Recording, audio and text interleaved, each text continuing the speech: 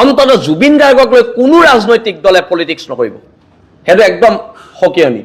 জুবিন গাৰ্গে কৈ গৈছিলে পলিটিক্স নকৰিবা বন্ধু, আপোনালোকে অন্তত জুবিন গাৰ্গক লৈ পলিটিক্স নকৰিব।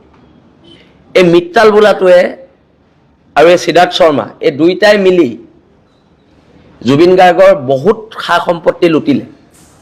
এতিয়া তাৰ ফ্লেটটো চিজ হ'ব লাগে, জুবিন দা দুখীয়া মানুহ ভাল পাইছিলে, কোনোবা দুখীয়া মানুহ এজনক ফ্লেটটো দি দিব লাগে চিজ কৰি। আমিতো সেইটো দাবী কৰিছোঁ। তাৰ ইমান আয়ৰ উৎস ক'ত? সি ৩-৪খনকৈ ইন'ভা ক'ৰ পৰা কিনিব পাৰিলে? এজন মেনেজাৰে ৩-৪খনকৈ ইন'ভা ক'ৰ পৰা কিনিব পাৰিলে? জুবিন গাৰ্গৰ নিচিনা এটা সত্তাক সিহঁতি শেষ কৰিলে, তাৰপিছত সিহঁতৰ জীয়াই থকাৰ অধিকাৰ অসমৰ জনগণে সিহঁতক নাই দিয়াতো। অসমৰ জনগণে সিহঁতক জীয়াই থকাৰ অধিকাৰ দিয়া নাই, কথাটো একদম স্পষ্ট। আমি দিয়া নাই সিহঁতক জীয়াই থকাৰ অধিকাৰ।